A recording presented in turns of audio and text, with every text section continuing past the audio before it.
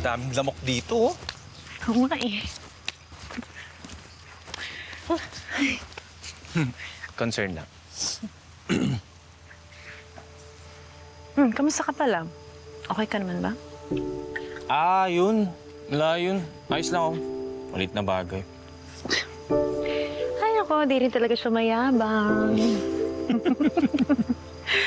Ay, nako. Uy, pero grabe grabe si Boy Patis. Di ko kala inaabot siya sa ganun, Mabuti na lang talaga nahuli na yan sa Boy Patis. Tapos nabalitaan ko kanina sa barangay na dadalhin na siya sa pulisya mamaya. Mabuti naman kung ganun.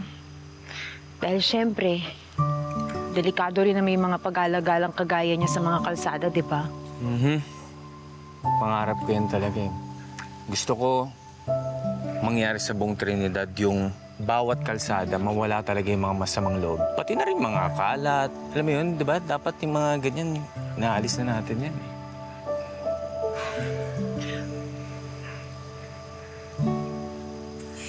Alam mo, pwede ka palang maging politiko, no? Kasi may puso ka sa pagtulong sa kapwa. Alam mo, dapat tumakbo ka. Wala eh.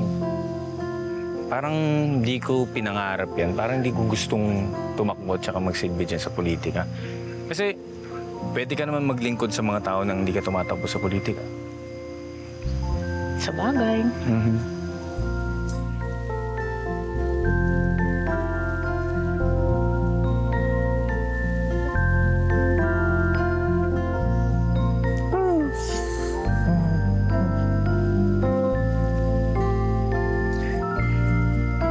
Tingnan mo yung ano. Ayun o. Nakikita mo ba yun? Yung stars. Hindi. Planeta yan. Kasi hindi siya nagbi-blink. Oo, ganun pa.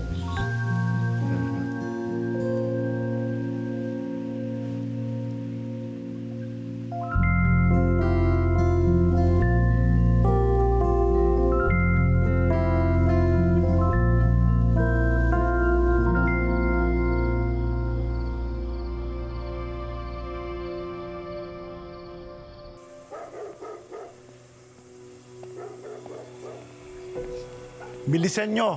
Dalhin nyo na rito si Boy Patis nang madala na natin sa police station. Kap, may problema. Ano? Si Boy Patis, nakawala. Wala siya doon sa pihitan. Ano? Paano nakawala yun? Hindi po rin namin alam. Hindi nakalak yung pinto pagtingin namin. Sige na, hanapin nyo si Boy Patis ngayon. Bilis, kayo! Sige po. Diyos ko, problema na naman to. Mayayari na naman yata ako kay Madam Chona.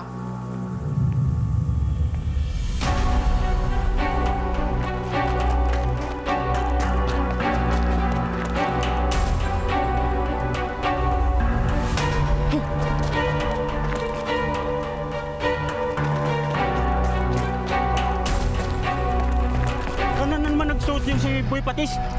Madulas talaga yun. Yung pasaway na yun.